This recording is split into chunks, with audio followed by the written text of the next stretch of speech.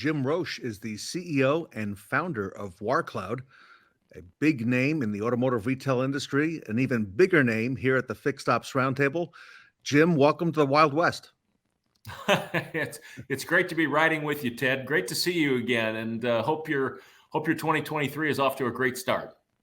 It is so much happening, Jim. Happy New Year in our industry, and congratulations to you because WarCloud is really now hands down, the leader in all things, with a warranty on behalf of the dealer, and you're making great strides. And I see and hear your company name everywhere, Jim. Thank you, Ted. It's we're one of those overnight successes. I say that tongue in cheek. But it's nice to know that our thought leadership and the technology approach that we've taken to warranty processing really seems to be resonating with the market. I've been first mover before, in past companies, and I got to admit it's a fun place to be while you're there. And it's fast moving, and Jim, you've got it all to yourself. So with that, you're a big draw. A lot of people have come here today to see Jim Roche. So I'm going to turn it over to you and let you get things rolling. And I'll take my hat off too. Well, I'll take my hat off to you, Ted. Thank you. You know what I thought we'd do, since this is the first Fixed Ops Roundtable of the new year, is kind of do a look back and then a look forward. So why don't we go with that? So let's start obviously with 2022, the year in review. We've all lived it, so I won't spend too much time there, but there's some new, I think, and interesting information about what's happened. First of all, we saw a new vehicle sales decline. The estimate for 2022 is coming in around 13.4 million units. Way down from 21, 20, and obviously the years before the pandemic, when we were in 17 million range. So that has a lot of ramifications for us that we'll talk about as we go forward. Other interesting things that happened, not surprising, used vehicle prices down about 3.3%, and I think that will continue. Used vehicle sales volume down slightly. F&I down, again, no surprise there, as interest rates go up, payments go up, harder to sell the add-ons with the higher payments. So a lot of interesting things happening on the variable side of the business. On the service side, the trend continues. Customer pay dollars were up because customers are keeping their vehicles longer. And, we still see some of that deferred maintenance and repair, which people are now coming out and getting completed.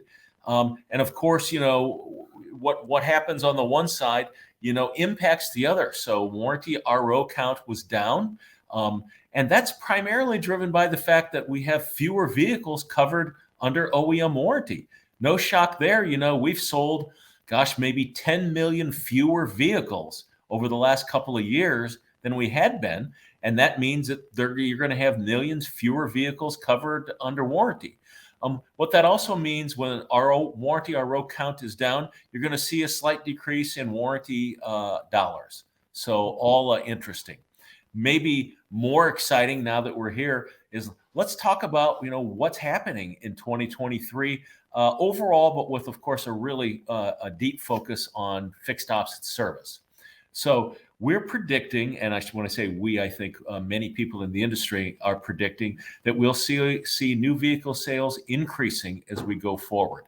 Not surprising, the chip shortage is going to work itself out, which means inventory is going to continue to come up. We saw it coming up in the last half of 2022.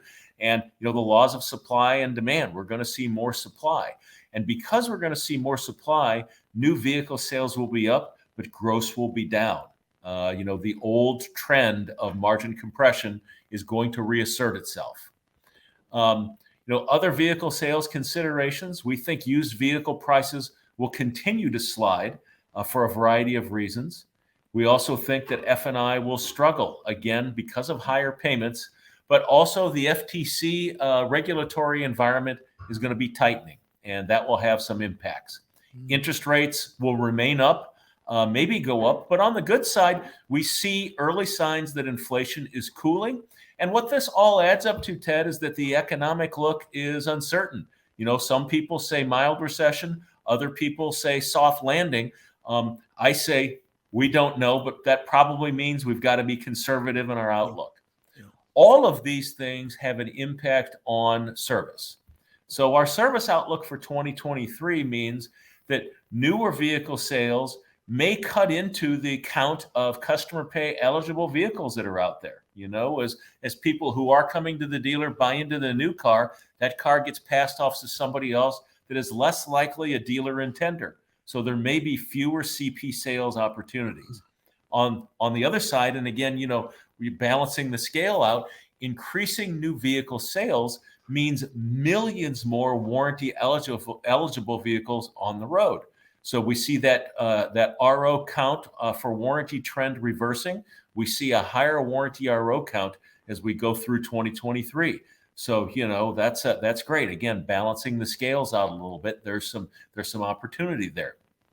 Interesting things happening with warranty trends.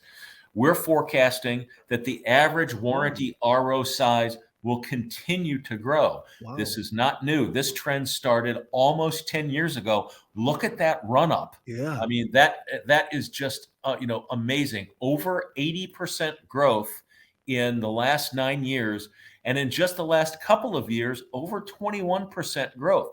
$344 average RO size to about $417 in 2022, right? That's driven by two things. One, dealers are getting better at asking for warranty rate reimbursement from the factory. And second, the cost of components is going up. As we put more technology into the cars, that technology is expensive and it's breaking more. So the average warranty RO size will continue, and that's a good thing for us. We also see high EV costs, much higher warranty costs for EVs versus internal combustion engines. This slide from JD Power Division We Predict. Ted, look at that. Look at that analysis that they did. Wow. Warranty, I know. I mean, everybody sees this and goes, whoa, wait a minute, what? Average warranty cost for 12 months for EVs is about 300% higher than the warranty cost on an internal combustion engine, despite many fewer moving parts. But if you think about it a minute, not that surprising. The primary reason is because all of these models, and in some cases platforms, are just coming to market. Whenever you bring a new vehicle to market, there's quality problems. And in this case, the components, because they're all technology, much higher. So higher EV costs. So as we sell more electric vehicles, warranty is going to go up, which means more warranty revenue for the dealer. Excellent. So you take all of this combined, and it's not much of a bold prediction. Yeah. Warranty dollars will grow, and what WarCloud is forecasting, starting 2023, running through at least 25, I imagine longer, we'll see about a 19.3 increase in warranty revenue. Again, because there will be millions more vehicles on the road that are covered. EV warranty costs are higher. Technology, there's more technology that costs more. So this is really good news if we think we're going to be in a customer pay challenged environment, because warranty will be more than offsetting that. Mm-hmm. So great news. Wow. Now, a couple of other things, and we've talked about this previously on the Fixed Ops Roundtable, Ted, but we have recalibrated our forecast here. We know that the human beings, the W-2 employees that have historically done warranty processing at the dealership, have been on the decline. They are leaving the workforce, and they are not being replaced by the younger generations. By the way, we've talked in the past about why is that.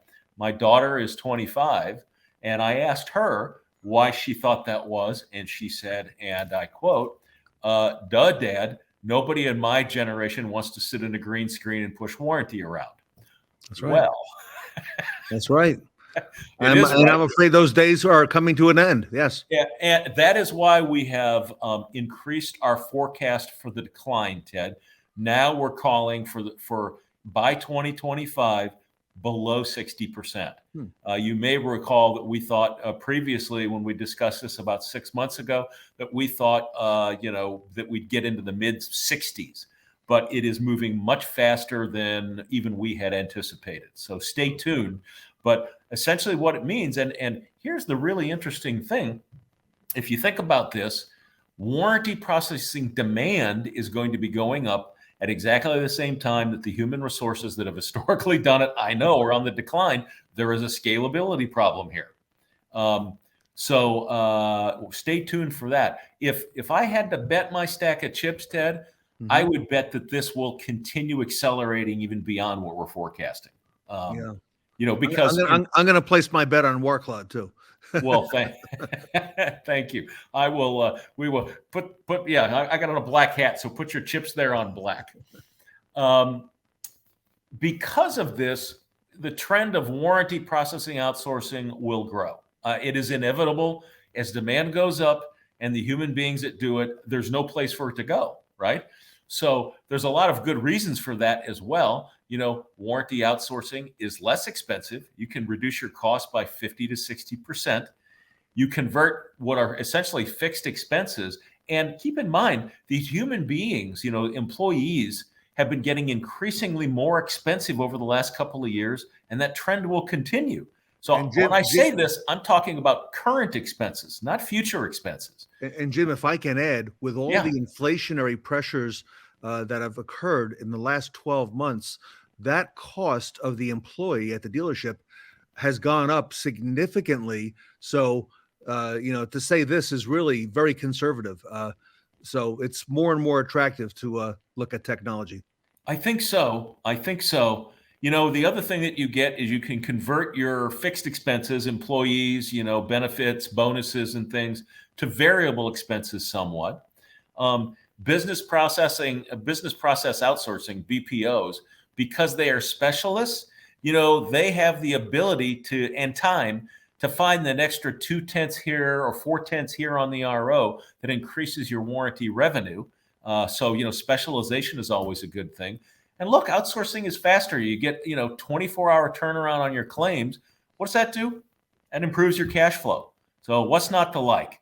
So again, I'm not sticking my neck out with a bold prediction here. It's clear this is where the trend is going. And I think that we will see an acceleration. So an interesting topic here, OEM warranty compliance. We see a mixed bag. On the good side, what we've seen over the last year, Ted, the larger OEMs are easing up on, the basic documentation. For example, they're no longer requiring text to time punch on their basic opcodes, which is great. However, and there's always a however, it is critical that your key warranty metrics need to be above average. Your time to close an RO, your time to submit an RO, your first time success rate. You need to keep those up because, other side of the scale, the OEMs are back on the audit trail and they are out and they are auditing more. I hear this across all the brands from my service leaders friends, but you can expect that scrutiny to increase for your below average dealers. That's why it's so important to keep your metrics up. You do not want that knock on the door, say, hey, I'm here from, fill in the blank. I'm here to help you with an audit. No, that's what we want. Next, and not surprising, given what's happening on the variable side, we fully expect that dealers, look, here's what's happened. We have the new normal for profitability with the dealer, right, Ted? Record profit in 2022, record profit in 2021, record profit in 2020. But that's the new normal. So as a variable side contribution declines, dealers and general managers are going to be looking to service for more profit contribution, right? We've seen it since time began. So you can set your watch on this prediction. As new and used vehicle margins erode, dealers will need to fill the profitability gap. And everybody on this call knows that service is old, reliable, right? Yes, now, we've been there, done that, but here's the trick. Keep in mind, we may be in a challenging customer pay environment because we're going to see more EV sales, fewer moving parts, less maintenance. We're in an uncertain economy. We've got interest rates up. We may see fewer customer pay opportunities. So your most likely target for optimizing based on your dealer and GM profit asks will come from improving your warranty environment. Sorry, Ted, did you have a question? We're going to say No, something? you're Oh, right. You're right on, my friend. Yeah, this describes where we're headed. no, I think so. I mean, everything is a cycle and a pendulum, and the pendulum is swinging back to service. And you're seeing it swing, away from CP toward warranty. This isn't new. I mean, we are in a very cyclical industry. So you just need to look back to get a sense of what's going to happen. So let's talk about that for a second. There are only 3 ways to improve service profitability, at least that I know of. Number 1, you increase the number of ROs, number of customers. Number 2, you increase your dollars per RO. Number 3, you reduce expenses. Increasing the number of customers is the most difficult, highest degree of difficulty.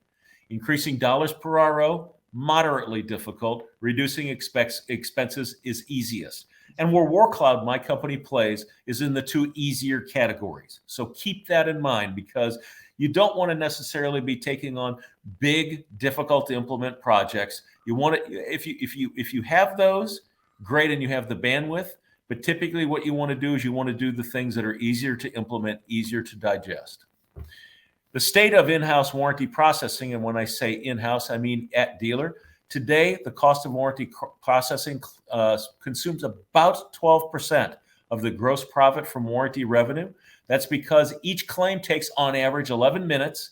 We already know that the people who do it are hard to find, and there's no technology in-house. It's data entry, people memorizing codes, people going to the OEM site to look up the codes, trying to remember, as you can see here, trying to find sticky pads and everything else. So that's why it's challenging, and that's the area of opportunity. You can significantly improve your profit profile by finding something, typically outsourcing, that reduces those costs by half or more. To that end, and Ted, no one has heard this before, so this is a first. Yeah. Our announcement for 2023 is that WarCloud is bringing new pricing. Our dealers told us a lot in 2022, and a couple of things they told us is, hey, variable pricing is great, but we want some more predictability of expenses. And what we also found, Ted, what we did before is we charged a full variable rate. We just got paid a percentage of what we processed.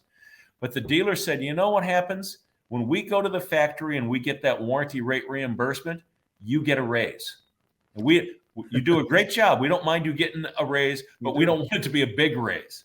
So what we've done is we are introducing new pricing. We're charging 1.5% of the claims we process. That is way down from before. Yes. That is way down from the competition. We'll augment that with a small fixed monthly subscription. Okay. It's different based on your situation, so talk to your WarCloud rep. But it is less expensive. Okay. It is more predictable. Nice. It is less variable, and it boosts dealer profitability, which is the key here. Even better. So, love it. Just to summarize, Ted, again, 2023, we think new vehicle sales volumes are going to be up, but margins will be down. Used vehicle sales volume and margins will be down, plus F&I will be challenged. The variable side of the house is going to be challenged, which means service will get the call. But be careful. Customer pay may be challenged because of economic environments and because of EVs selling more. Warranty will be up to bat. So OEM warranty compliance, mixed bag. Requirements are down, but audits are up. We see outsourcing coming up. And the takeaway is you got to look for ways to optimize your service operations, because the call is going to come looking for more profitability. I think there's more long ball in warranty, optimizing warranty top line and bottom line. And just to remind everyone, WarCloud is the award winner in 2021. We won right here. Thank you for your votes. 2022, we won the Navicon Cup. Yes. As Ted so kindly points out, he hears WarCloud everywhere. That is because, frankly, its time has come. It's a great idea. And we're first mover with technology that automates warranty processing. So thank you again. Maybe a few questions from the audience, or Ted, any questions from you?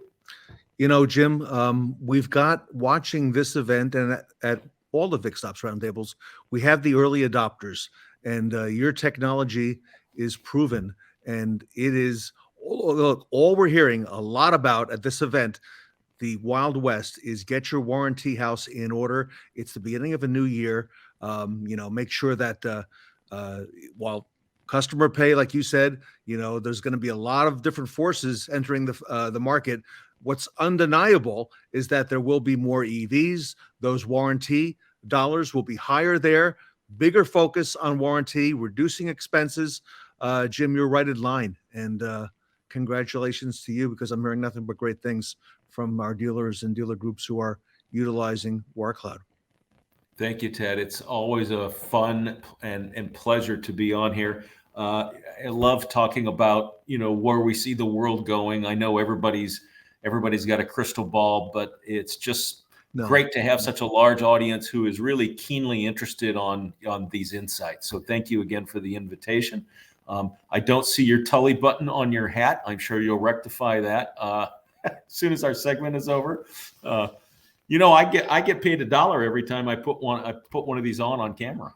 I better talk to Tully, because I'm only getting 50 cents. No, just kidding. But Tully's our great friend. And Jim, no better time than now, beginning of the year, get everything in order at your dealership groups. Talk to Jim Roche at WarCloud. He's got a great team in place. That team is growing. warcloud.com. You see it scrolling across the bottom. Jim's email is there as well if you want to reach out to him. He leads. He's the visionary behind this, and he's a force to be reckoned with a very successful track record in our industry. So, Jim Roche, congratulations to you and WarCloud, and you are setting the pace here at the fixed ops community. Thank you, Ted. It's been great, and thank you all for listening. Everybody have a great 2023. Jim Roche, I'll invite you back. We got to talk about this some more. I'm sure there'll be a lot happening in the next couple months. So I'm looking forward. I'm running out of hats, but I'll be here. All right. Well, our next one is the Back to the 80s event. So I understand that Tully and Ed and some of the others have ordered some wigs already. So we're looking forward to seeing how that comes out. Oh boy. Okay. Well, good. Thanks for the advance warning. I will get to work. Jim Roche, everybody, from WarCloud, here today at the Fixed Ops Roundtable. Thank you again.